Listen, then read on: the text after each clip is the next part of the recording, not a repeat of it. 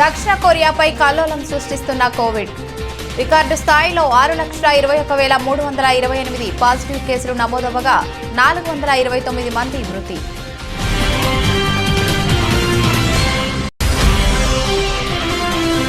హిజాబ్ వ్యవహారంపై కర్ణాటక హైకోర్టు ఇచ్చిన తీర్పును సవాలు చేస్తూ దాఖలైన పిటిషన్ను పరిశీలించిన సుప్రీంకోర్టు ధర్మాసనం. హోలీ పండుగ సెలవుల తర్వాత విచారణ చేపడతామన్న జస్టిస్ ఎన్వి రమణ.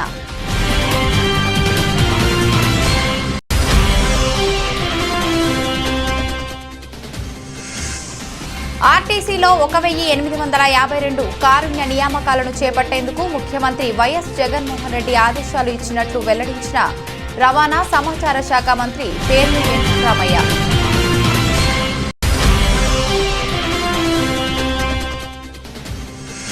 ఆంధ్రప్రదేశ్ ప్రభుత్వంపై తీవ్ర విమర్శలు గుప్పించిన టీడీపీ నేత. ఏపీలో కల్తీ సారా మరణాలపై టీడీపీ నేతలు తెలిపిన నిరసనలో పాల్గొన్న నారా లోకేష్.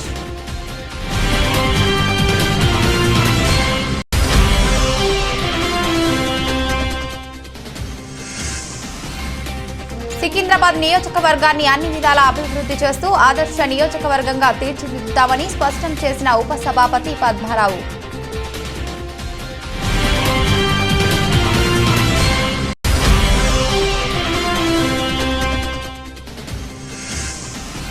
తన కెరీర్లో అరుదైన మైలురాయిని చేరుకున్న ఇంగ్లాండ్ టెస్ట్ కెప్టెన్. 25వ టెస్ట్ సెంచరీ నమోదు చేసిన జో రూట్.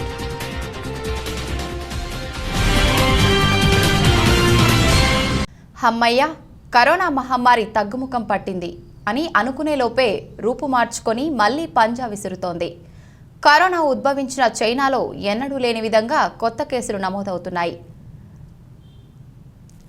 స్టైల్త్ ఒమిక్రాన్ రూపంలో చైనాను కోవిడ్ మళ్లీ వణికిస్తోంది. మరోవైపు దక్షిణ కొరియాలోనే కోవిడ్ కల్లోలం సృష్టిస్తోంది. ఇక ఇజ్రాయిల్లో మరో కొత్త వేరియంట్ను గుర్తించారు. దక్షిణ కొరియాలో ఒమిక్రాన్ వేరియంట్ కేసులు ఊహించని స్థాయిలో నమోదవుతున్నాయి.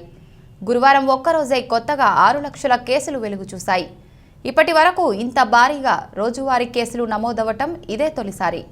దక్షిణ కొరియాలో రికార్డు స్థాయిలో 6,21,328 పాజిటివ్ కేసులు నమోదవ్వగా 429 మంది మృత్యువాత పడ్డారు. ఒక్క రోజులోనే 55% పెరుగుదల చోటు చేసుకుంది. దీంతో మొత్తం దేశంలో కేసుల సంఖ్య 8,250,592కి పెరిగింది. హిజాబ్ వ్యవహారంపై కర్ణాటక హైకోర్టు ఇచ్చిన తీర్పును సవాలు చేస్తూ దాఖలైన పిటిషన్పై హోలీ పండుగ సెలవుల తర్వాత విచారణ చేపడతామని సుప్రీంకోర్టు ప్రధాన న్యాయమూర్తి జస్టిస్ ఎన్వి రమణ చెప్పారు.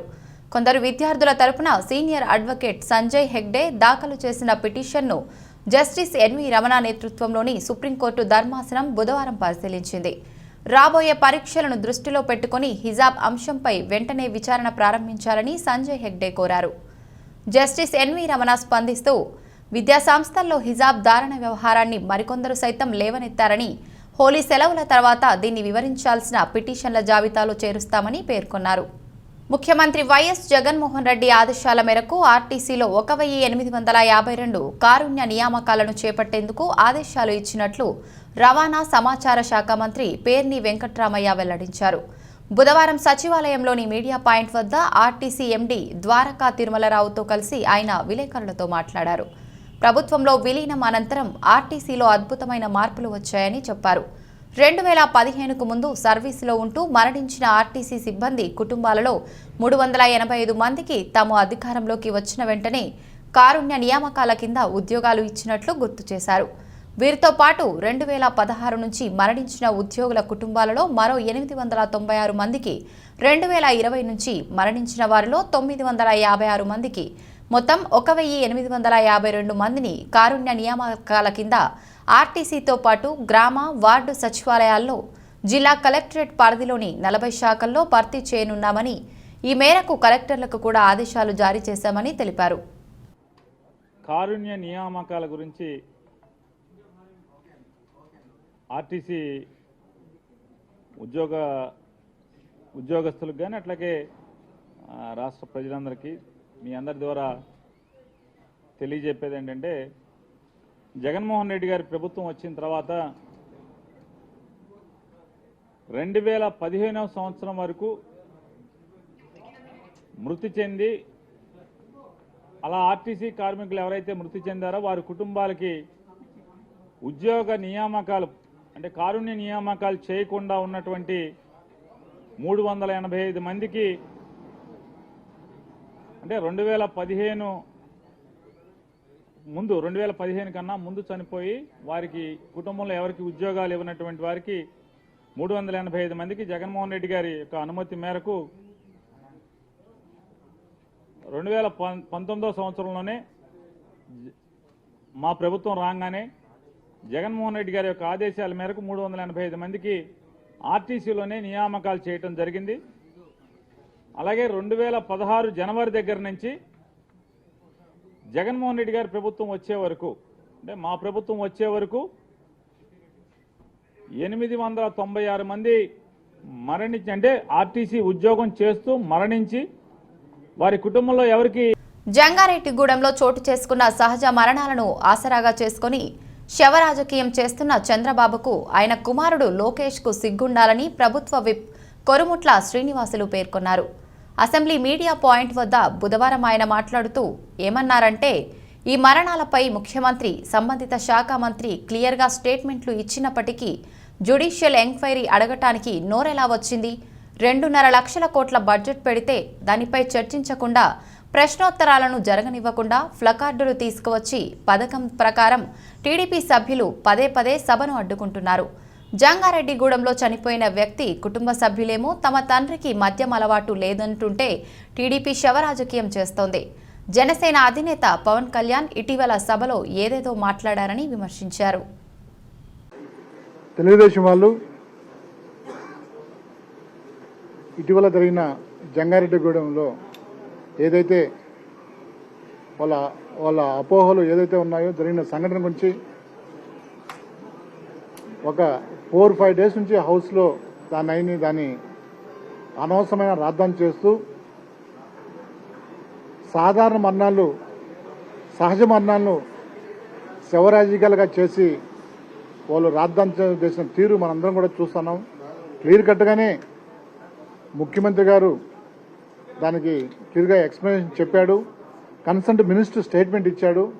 అయినప్పుడు కూడా వాళ్ళు పదే పదే సభను అడ్డుకోవడము, సభలో రాద్ధాంతం చేయడము, ప్రజా సమస్యలు చాలా విషయస్ క్వశ్చన్ అవర్ రూపంలో అదేవిధంగా ఆంధ్రప్రదేశ్ ప్రభుత్వంపై టీడీపీ నేత నారా లోకేష్ తీవ్ర విమర్శలు గుప్పించారు. ఏపీలో కల్తీ సారా మరణాలపై టీడీపీ నేతలు తెలిపిన నిరసనలో ఆయన పాల్గొన్నారు. ఇందుకు సంబంధించిన ఫోటోలను లోకేష్ తన ట్విట్టర్ ఖాతాలో పోస్ట్ చేశారు. కల్తీ సారాతో పాటు రాష్ట్ర వ్యాప్తంగా జే బ్రాండ్ లిక్కర్ వలన 100 మంది ప్రాణాలు కోల్పోతున్నారు. 28 ప్రాణాలు బలిగొన్న కల్తీ సారా జే బ్రాండ్స్ లిక్కర్పై అసెంబ్లీలో చర్చ చేపట్టాలని శాసనసభ్యులు శాసన మండలి సభ్యులు కలిసి నిరసన తెలిపాం. అసెంబ్లీలో మా పోరాటం వలనే ప్రభుత్వ యంత్రాంగం ఆగమేఘాలపై సారా స్థావరాలపై దాడులు మొదలుపెట్టింది అని నారా లోకేష్ వివరించారు. కాగా ఏపీ అసెంబ్లీలో ఈరోజు కూడా టీడీపీ నేతలు జంగారెడ్డిగూడెం మరణాలపై చర్చ జరపాలని డిమాండ్ చేస్తున్నారు.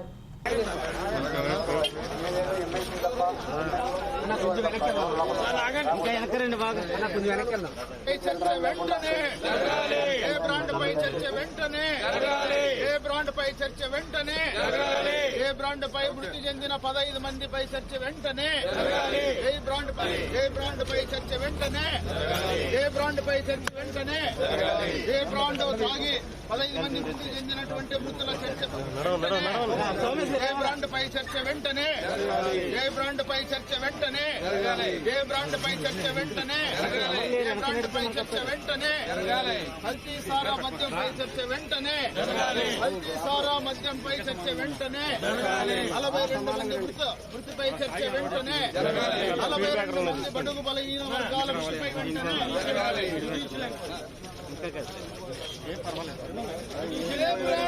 మరణాలపై జ్యుడిషియల్ ఎంక్వైరీ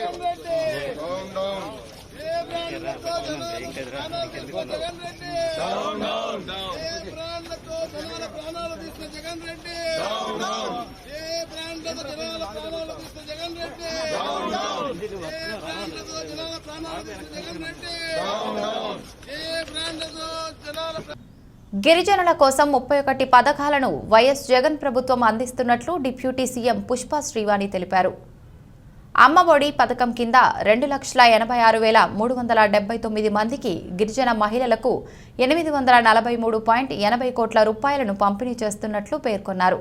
జగనన్న విద్యా దీవెన ద్వారా 2019-20 నుంచి 2021-22 దాకా 84,478 మంది గిరిజన విద్యార్థులకు జగనన్న విద్యా దీవెన ద్వారా 178.67 కోట్ల రూపాయలను పంపిణీ చేసినట్లు వెల్లడించారు. అధ్యక్ష చెప్పండి. అధ్యక్ష, ఏదైతే నవరత్నాలను ముఖ్యమంత్రి జగన్మోహన్ రెడ్డి గారు అటు పాదయాత్రలో కానీ ఇటు మేనిఫెస్టోలో కానీ అత్యధిక ప్రాధాన్యత ఇచ్చినటువంటి పథకాల అధ్యక్ష అందరికీ తెలిసినటువంటి విషయమే. ఒక రకంగా చెప్పాలంటే వైఎస్ఆర్ కాంగ్రెస్ పార్టీ జెండా, మా ప్రభుత్వ ఎజెండా కూడా ఈ నవరత్న పథకాలని చెప్పి తెలియజేస్తున్నాం అధ్యక్ష. అదేవిధంగా ముఖ్యమంత్రి జగన్మోహన్ రెడ్డి గారు ప్రమాణ స్వీకారం చేసిన తొలి క్షణం నుంచి కూడా పేదలకి నవరత్నాలు అందించేందుకు చాలా చిత్తశుద్ధితో కృషి చేస్తున్న విషయం కూడా ప్రతి ఒక్కరికి కూడా తెలిసినటువంటి విషయం అధ్యక్ష.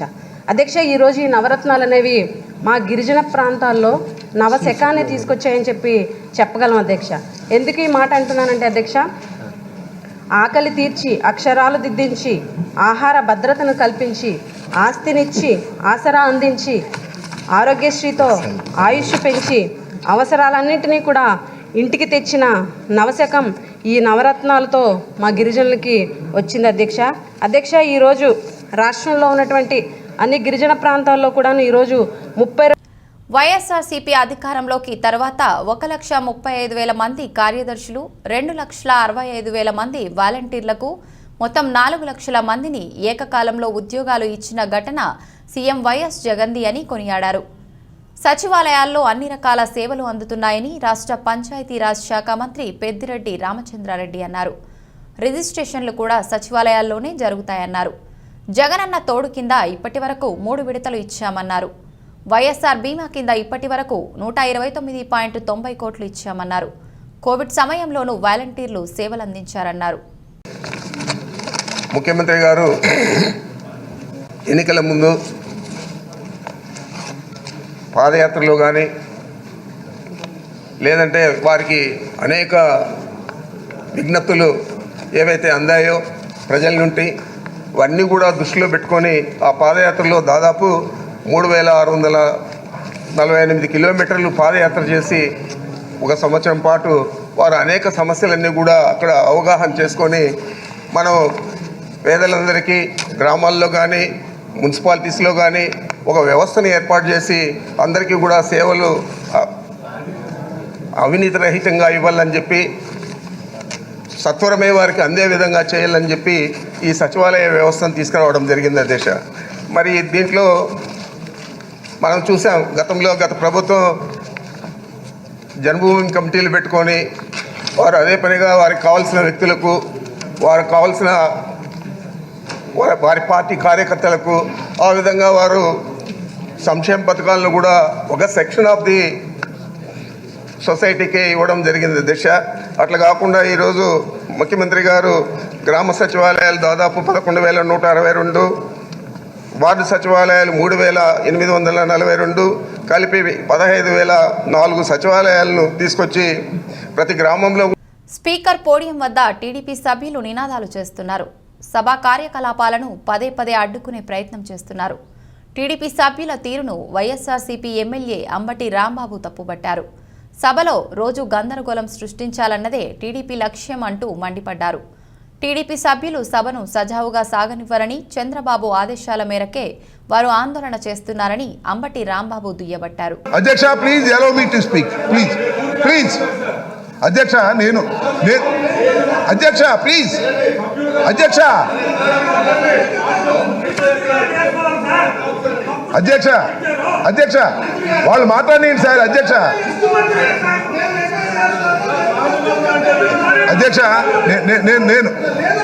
నేను ఒక విషయాన్ని ఇక్కడ ప్రస్తావన చేయదలుచుకున్నాను అధ్యక్ష. ఒకటి ఏమిటంటే, రెండవ ప్రశ్న వారు వేసినటువంటి ప్రశ్న, దానికి గౌరవ మంత్రి గారు, విద్యాశాఖ మంత్రి గారు సమాధానం చెప్పారు. ఇమీడియట్గా వాళ్ళు దాన్ని మైక్ తీసుకొని వారు మాట్లాడేటటువంటి అవకాశం వారికి ఇచ్చేటటువంటి పద్ధతి ఉన్నది. వారు దాన్ని కాకోకుండా ఇప్పుడు అనగాన సత్యప్రసాద్ గారు కానీ రామకృష్ణ గారు కానీ లేదా సార్ వినండి సార్ వాళ్ళతో వాదన వద్దు సార్, ప్లీజ్ సార్. అధ్యక్ష సార్ మీరు అధ్యక్ష నేను అనేది ఏంటంటే అధ్యక్ష సార్ వాళ్ళు అనంతపురం జిల్లా పామిడి మండలంలోని వంకరాజు కాలువ గ్రామ సమీపాన ఉన్నటువంటి పెన్నా నదిలో ప్రభుత్వం ఏర్పాటు చేసినటువంటి ఇసుక రీచ్ను పూర్తిగా రద్దు చేయాలని గ్రామస్తులు మరియు వారికి మద్దతుగా నిలిచిన అటువంటి పీజేఆర్ సోషల్ సర్వీస్ వ్యవస్థాపక అధ్యక్షుడు పెరుమల్ల జీవానందరెడ్డి స్థానిక ఎన్టీఆర్ విగ్రహం వద్ద నుండి తహసీల్దార్ కార్యాలయం వరకు ర్యాలీగా వెళ్లి నిరసనను తెలుపుతూ మండల తహసీల్దార్ గారికి వినతి పత్రం అందజేయడం జరిగింది. ఈ సందర్భంగా పీజేఆర్ సోషల్ సర్వీస్ వ్యవస్థాపక అధ్యక్షుడు పెరుమల్ల జీవానందరెడ్డి మాట్లాడుతూ ప్రభుత్వం ఇసుక రీచ్ను ఏర్పాటు చేసి ఇసుకను తరలించడం వలన భూగర్భ జలాలు అట్టడుగున అంటుతున్నాయని, అంతేకాకుండా పెన్నా నది నుంచి ఇతర జిల్లాలకు కూడా నీటి సరఫరా జరుగుతోందని, ఇటువంటి సమయంలో ఇసుకను తరలించడం వల్ల భూగర్భ జలాలు అట్టడుగున ఉండటం ద్వారా నీటి కొరత ఏర్పడి ప్రజలకు ఇబ్బందికరంగా ఉంటుందని, ఇకనైనా అధికారులు స్పందించి ఇసుక రీచ్ను పూర్తిగా తీసివేయాలని వంకరాజు కాలువ గ్రామస్తులు మరియు పీజేఆర్ సోషల్ సర్వీస్ వ్యవస్థాపక అధ్యక్షుడు పెరుమల్ల జీవానందరెడ్డి కోరడమైనది. ఈ కార్యక్రమంలో గ్రామస్తులు, పీజేఆర్ సోషల్ సర్వీస్ వ్యవస్థాపక అధ్యక్షుడు పేరు జీవానందరెడ్డి, మాజీ జెడ్పీటీసీ లక్ష్మీకాంతమ్మ పాల్గొనడం జరిగింది. మరి ఎప్పటి నుంచో ఈ పెన్నా నది నుంచి ఎన్నో గ్రామాలకి, వందల గ్రామాలకి, మన జిల్లా అయితేనేమి, కర్నూలు జిల్లా అయితేనేమి, మరి వాటర్ తాగునీరు అనేటువంటిది మన పుట్టపర్తి స్వామి సాయిబాబా గారు ఎప్పుడో కొన్ని కోట్లు ఖర్చు పెట్టి ఇక్కడ నుంచి నీటిని పంపించడం, పైప్ లైన్ ద్వారా పంపించడం జరుగుతున్నది, అనాదిగా వస్తున్నది. మరి ఇంత వాటర్ ఇన్ని గ్రామాలకి తాగునీటి సప్లై చేస్తున్న ఈ క్షేత్రమునందు, ఈ పుణ్యక్షేత్రమునందు మరి ఈ ఇసుక రిచ్చులు అనేటువంటివి ప్రభుత్వాలు తీసుకొచ్చిన తీరు చూస్తే చాలా బాధాకరం. మరి గ్రౌండ్ వాటర్ తగ్గిపోతున్నది ఎన్నో కాలం నుంచి, చెరువులకు నీళ్లు ఇచ్చిన వంతు లేదు. మరి అదే కాకుండా ఇక్కడ ఫ్లోరైడ్ శాతం ఎక్కువ ఉంది. ఈ గ్రామాల్లో ఎంతో మంది కిడ్నీలు బాధలు పడి ఎంతో కష్టాలు పడుతున్నారు, అవేమీ పట్టవు. ఇవన్నీ కాకుండా ఈరోజు వాళ్ళు దీన్ని డబ్బు సొమ్ము చేసుకోవడం కోసం ఇక్కడున్న నదిలో ఉన్న ఇసుకనంతా కూడా రిచ్చులు కేటాయించుకొని ఈ ప్రాంతంలో ఉన్న నీటి సైతాన్ని తగ్గించే ప్రమాదం చేస్తున్నారు. ఈ రైతన్నలంతా కూడా ఎంతో బాధ వ్యక్తం చేస్తున్నారు. వాళ్ళందరి తరఫున ఈరోజు మేమందరం ముందుకొచ్చి ఈ ప్రభుత్వానికి కనువిప్పి జరిగే విధంగా ప్రభుత్వం సికింద్రాబాద్ నియోజకవర్గాన్ని అన్ని విధాలా అభివృద్ధి చేస్తూ ఆదర్శ నియోజకవర్గంగా తీర్చిదిద్దుతామని ఉపసభాపతి పద్మారావు స్పష్టం చేశారు.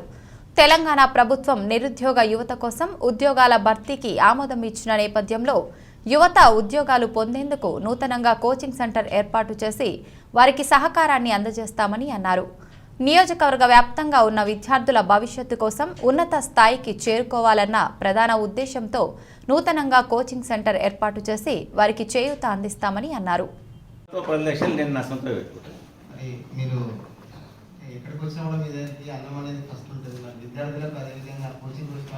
అంటే దాని స్ట్రెంత్ తెలియదు, నేను చెప్పేటట్టు ఉండదు.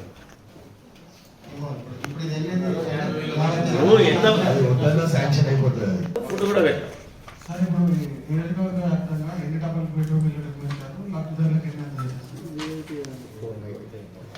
ఇక్కడ ఇక మీరందరూ అయితే లోకల్ వాళ్ళే. తెలంగాణలో మాట్లాడితే మనకు రొటీన్గా ఎన్ని మాట్లాడినా నడుస్తుంది, కానీ ఒక విఐపి బాధ్యత కనబడితే తప్పు ఉంటుంది. ఈడ మన దగ్గర ఉచ్చగుండి కట్టడానికి స్థలం లేదు, ఇంకా ఇండ్లు కట్టాలి పోయింది. అతి కష్టం మీద దోమి కట్టలేదు, అలా ఇండ్లు ఉన్నాయి. వాళ్ళు తీసి కట్టిస్తామని చెప్పినాం. ఈ నేతాజీ సుభాష్ చంద్రబోస్ నగర్ అని ఒకటి ఉన్నది ఈ పక్కకే టర్నింగ్లో, అదొకటి. మళ్ళీ లాలాపేటలో సాయి నగర్ అని ఒకటి ఉన్నది. అక్కడ ఉండేటోళ్ళకి ఫ్లోర్స్ ఎక్సెస్ డెవలప్ చేసేసి ఒక 419 హౌజెస్కు కన్స్ట్రక్షన్ అయిపోయినాయి అనుకుంటా. 2 అయిపోయినాయి, ఇంకొకటి చివరి దశలో ఉంది. అది కన్స్ట్రక్షన్ అయిపోతుంది. కాకపోతే ఇప్పుడు ఏమైంది, సిటీ అవుట్స్కట్ల గవర్నమెంట్ ప్రభుత్వం ఏం చేసిందంటే DB 2 BHK హౌసెస్ కొన్ని వేల లక్షల సంఖ్యలో కట్టింది. నాకు తెలిసి ఒక 3-4 వేలు ఇస్తుండొచ్చు. అందరికీ 2 వేలు ఇస్తే నాకు 500 ఎక్కువనే ఇస్తారు, కానీ తక్కువ. ఆ మాత్రం తీసుకొని మాత్రం ఈ 3 ప్రాంతాలలో హౌసెస్ని ఇక్కడ లేని వాళ్ళకి కావాల్సింది ఇల్లు కాబట్టి ఉన్న జనాలను ఇవ్వాలంటే ఇక్కడ సోర్స్ లేదు కాబట్టి బయట ఇస్తాం. అనుకోలేదు మీరు రాజాజీ, నేను ఎప్పుడు కానీ ఫండ్స్ మొత్తం చేతిలో పట్టుకున్నాకనే పని మొదలుపెట్టు. రంగారెడ్డి జిల్లా కడ్తాల్ మండలం రావిచేడ్ గ్రామంలో శ్రీ వెంకటేశ్వర స్వామి బ్రహ్మోత్సవాలు వైభవంగా కొనసాగుతున్నాయి. ఉత్సవాల్లో భాగంగా నక్కబీరప్ప ఏర్పాటు చేసిన గొర్రె పొటేళ్ల ప్రభోత్సవ ఊరేగింపు కార్యక్రమాన్ని sarpanch Bharatamma, MPTC Boppidi Gopal, TRS party గ్రామ అధ్యక్షుడు కల్లూరి రమేష్ యాదవ్తో కలిసి ప్రారంభించారు. సందర్భంగా స్థానిక ప్రజాప్రతినిధులు మాట్లాడుతూ రావిచెడ్ గ్రామంలో జరిగే వెంకటేశ్వర స్వామి ఉత్సవాల్లో పొటేళ్ల ప్రభోత్సవం భక్తులను ఆకట్టుకుందని అన్నారు. స్వామివారిని దర్శించుకోవటానికి పరిసర గ్రామాల నుంచి భక్తులు పెద్ద సంఖ్యలో తరలివచ్చారు.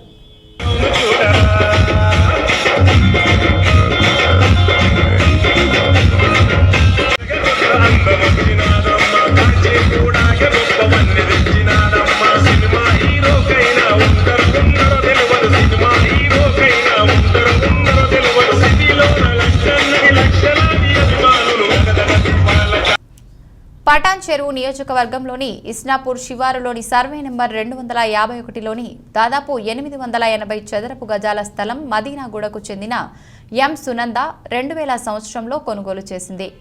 కాగా ఇటీవల తన స్థలాన్ని కొందరు కబ్జా చేసి కాంపౌండ్ వాల్ నిర్మాణం చేయడంతో ఆమె పటాన్ చెరువు పోలీసులను ఆశ్రయించింది.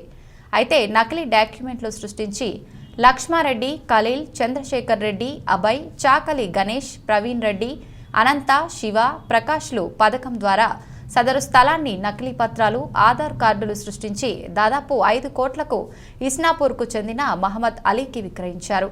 అడ్వాన్స్గా 1,27,00,000 కూడా తీసుకొని నిందితులు పంచుకున్నారు. Good morning everybody. మన పటాన్ చెరువు పిఎస్ లిమిట్స్లో మార్చి 10th నాడు ఒక కంప్లైంట్ రావడం జరిగింది. ఆ కంప్లైంట్ ఎవరంటే శ్రీమతి సునంద మాల్పాని. ఆమె ప్లాట్కు చుట్టూ కాంపౌండ్ వాల్ పెట్టి సర్వే నెంబర్ 251లో ఒక 880 గజాల ప్లాట్ ఉంది ఆమెకు. దాని చుట్టూ కూడా కాంపౌండ్ వాల్ పెట్టిండ్రు గుర్తు చేయలేని వ్యక్తులని మన సిఏ గారికి, పటంచెరు సిఏ గారికి ఒక ఫిర్యాదు చేయడం జరిగింది ఇస్నాపూర్ విలేజ్లో. దానిపైన ఫిర్యాదు పైన మన సిఏ గారు కేసు రిజిస్టర్ చేయడం జరిగింది. ఆ ఇన్వెస్టిగేషన్లో భాగంగా ఆ డాక్యుమెంట్ వెరిఫై చేస్తే ఒక చంద్రశేఖర్ ఆళ్ళ ప్రవీణ్ రెడ్డి అనే దానిపైన రిజిస్ట్రేషన్ అయ్యింది. దాని సారాంశం ఏంటంటే ఈ సునంద ప్లేస్లో ఒక అనంత అనే లేడీని ఒక చంద్రశేఖర్ రెడ్డి అనేటైనా లక్ష్మారెడ్డి అనేటైనా విజయ్ యాంటోనీ హీరోగా నటించిన బిచ్చగాడు సంచలన విజయం సాధించిన విషయం తెలిసిందే. ప్రస్తుతం ఈ చిత్రానికి సీక్వెల్గా బిచ్చగాడు 2 రూపొందుతోంది. ఫాతిమా విజయ్ యాంటోనీ నిర్మిస్తున్న ఈ చిత్రంతో దర్శకుడిగా మారుతున్నారు విజయ్ యాంటోనీ. హీరోగా నటిస్తూ దర్శకత్వం వహించడంతో పాటు సంగీతం, ఎడిటింగ్ బాధ్యతలు కూడా నిర్వహిస్తున్నారు విజయ్ యాంటోనీ. ఇందులో కావ్య తాపర్ హీరోయిన్. ఈ చిత్రం థీమ్ సాంగ్ను బుధవారం విడుదల చేశారు. చరిత్రను సంపన్నులు రాశారు, పేదల బతుకులు వాళ్లకు తెలియదు, వస్తున్నాడు చరిత్రను మార్చి రాసేందుకు అనే మాటలు థీమ్ సాంగ్లో వినిపిస్తాయి. చరిత్రను సంపన్నులు రాశారు. ఇంగ్లాండ్ టెస్టు కెప్టెన్లో జో రూట్ తన కెరీర్లో అరుదైన మైలురాయిని చేరుకున్నాడు. 25వ టెస్టు సెంచరీ నమోదు చేశాడు. వెస్టిండీస్తో బార్బడోస్లో జరుగుతున్న 2వ టెస్టు మ్యాచ్ సందర్భంగా ఈ ఫీట్ అందుకున్నాడు. తద్వారా టెస్టుల్లో 24 సెంచరీలు నమోదు చేసిన గ్రేగ్ చాపెల్, వివియన్ రిచర్డ్స్ వంటి దిగ్గజాలు, Mohammad Yousuf, Kane Williamson, David Warner వంటి క్రికెటర్లను వెనక్కి నెట్టాడు. వీరికంటే రూట్ ఒక అడుగు ముందు వరుసలో నిలిచాడు. ఈ క్రమంలో బ్యాట్తో అభివాదం చేస్తూ మైదానంలోని అభిమానులతో రూట్ తన సంతోషాన్ని పంచుకున్నాడు. ఇందుకు స్పందనగా అతడి పేరును పాటగా ఆలపిస్తూ ఫ్యాన్స్ అభినందనలు తెలిపారు. ప్రపంచ మార్కెట్ సూచీలను అనుసరించి దేశీ స్టాక్ మార్కెట్ లాభాల బాటలో ఉంది. మార్కెట్ ఆరంభం కావటం మొదలు ఇటు బీఎస్ఈ సెన్సెక్స్ అటు ఎన్ఎస్ఈ నిఫ్టీలు జెట్ స్పీడ్తో దూసుకుపోతున్నాయి. బంగారం, క్రూడ్ ఆయిల్ ధరలు కిందికి దిగడం, ఫెడ్ రిజర్వ్ బ్యాంకు వడ్డీ రేటు పెంపు ఊహించినట్టుగానే ఉండడంతో ఇన్వెస్టర్లు మార్కెట్ పైన ఆసక్తి చూపిస్తున్నారు. ఫెడ్ రిజర్వ్ బ్యాంకు వడ్డీ రేట్లు పెరిగితే మార్కెట్ నుంచి పెట్టుబడులు వెనక్కిపోతాయనే అంచనాలు తారుమారు అయ్యింది. మార్కెట్ చూపిస్తున్న జోరు ఇన్వెస్టర్లు, మార్కెట్ నిపుణులను ఆశ్చర్యానికి గురిచేస్తోంది.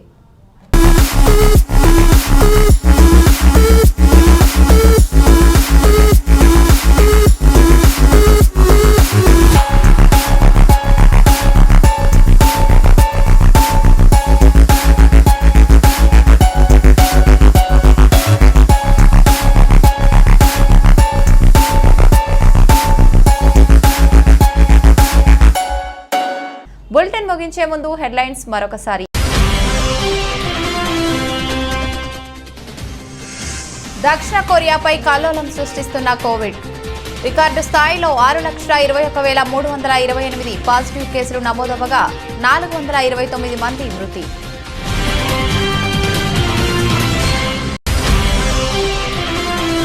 హిజాబ్ వ్యవహారంపై కర్ణాటక హైకోర్టు ఇచ్చిన తీర్పును సవాలు చేస్తూ దాఖలైన పిటిషన్ను పరిశీలించిన సుప్రీంకోర్టు ధర్మాసనం. హోలీ పండుగ సెలవుల తర్వాత విచారణ చేపడతామన్న జస్టిస్ ఎన్వి రమణ.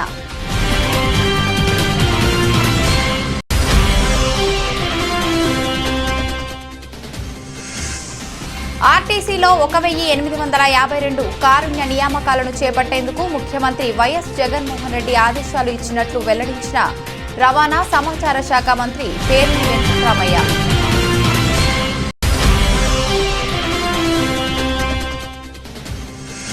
ఆంధ్రప్రదేశ్ ప్రభుత్వంపై తీవ్ర విమర్శలు గుప్పించిన టీడీపీ నేత. ఏపీలో కల్తీ సారా మరణాలపై టీడీపీ నేతలు తెలిపిన నిరసనలో పాల్గొన్న నారా లోకేష్.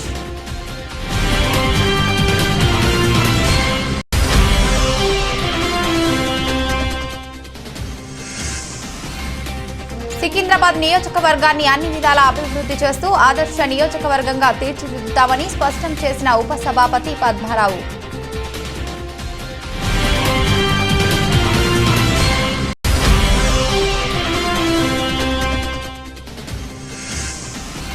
తన కెరీర్లో అరుదైన మైలురాయిని చేరుకున్న ఇంగ్లాండ్ టెస్ట్ కెప్టెన్. 25వ టెస్ట్ సెంచరీ నమోదు చేసిన జో రూట్.